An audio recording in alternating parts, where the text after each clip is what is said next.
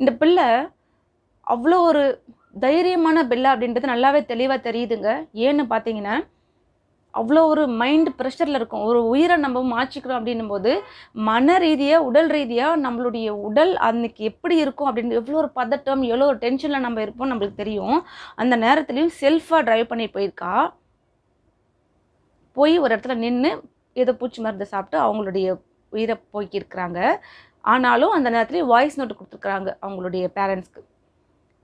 அப்பா, என்னுடைய உயிரை நான் வந்துட்டு போக்கிக்கிறேன், என் லைஃப் நான் முடிச்சுக்கிறேன், நான் எண்டு பண்ணிக்கிறேன் என்னுடைய லைஃப்பை, என்னை மன்னிச்சிடுங்கப்பா, என்னை மன்னிச்சிடுங்கம்மா, நீங்கள் எனக்கு நல்லது தான் பண்ணீங்க, ஆனால் எனக்கு தான் வாழ்க்கை சரியாக அமையலை, நான் எவ்வளோ உங்ககிட்ட சொன்னாலும் அது எனக்கு தீராத பிரச்சனையாக ஆகிடும் போல இருக்குது, எனக்கு வேறு ஒரு வாழ்க்கையும் தேர்ந்தெடுத்துக்க இதுக்கப்புறம் முடியாது, ஒருத்தனுக்கு ஒருத்தி அப்படின்ற ஒரு எண்ணத்தில் இருக்கிறேன், எனக்கு இந்த லைஃப்லும் இனிமேல் செட் ஆகாதுன்னு புரிஞ்சிடுச்சு, இருந்து உங்களை கஷ்டப்படுத்த விரும்பலை, என்னை மன்னிச்சிடுங்க, நீங்கள் நல்லது தான் பண்ணீங்க, ஆனாலும் எனக்கு நல்ல வாழ்க்கை அமையலப்பா, என்னை மன்னிச்சிடுங்க, ஐ லவ் யூ அப்பா, லவ் யூ அம்மா அப்படின்னு சொல்லிட்டு அந்த புள்ள கதறியும் அந்த ஆடியோ கேட்க முடியலங்க.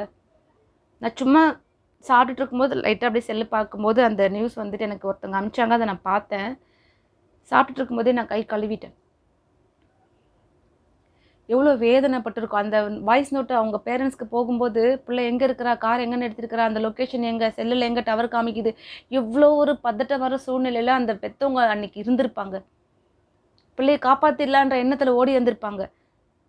பிள்ளை உயிரோட இல்லைன்னு தெரிஞ்சு எவ்வளோ துடிச்சிருப்பாங்க. எவ்வளோ வலிங்க. கேட்டதெல்லாம் கொடுத்துருக்குறாங்க. 500 பவுன் கேட்டிருக்கிறாங்க, 300 பவுன் போட்டிருக்கிறாங்க, கார் கேட்டிருக்கிறாங்க, 78 70 சம்திங் சொல்கிறாங்க, லட்சம். அவ்வளோ. அதுக்கப்புறம் பிஸ்னஸ் 75 லட்சத்துக்கிட்ட அந்த கார் வாங்கி கொடுத்துருக்குறாங்களாம். எவ்வளோ வந்துட்டு பிஸ்னஸ்க்காக வந்துட்டு கேட்டிருக்குறாங்க மாப்பிள்ளை வீட்டில். அப்போ நீங்கள் அவங்க அப்பா சொல்கிறாங்க, பெண்ணுடைய அப்பா, பெண்ணு வந்துட்டு ஒரு 6 மாதம் நல்லபடியாக சந்தோஷமாக சுமூகமாக இருக்கட்டும், யாருக்கு செய்ய போகிறோம், ஒரே பிள்ளை தானே மாப்பிள்ளை அந்த வீட்டுக்கு, அந்த பிள்ளைக்கு செய்யாமல் நம்ம யாருக்கு செய்ய போகிறோம், எல்லாம் நம்ம பிள்ளைக்கு தானே போக போகுது அப்படின்ற எண்ணத்தில் 6 மாதம் கழிச்சு கூட நாங்கள் செய்யலான்னு இருந்தோம், நாங்கள் ஏங்க இப்படி போச்சு அப்படின்னு அந்த அப்பா கதறாரு.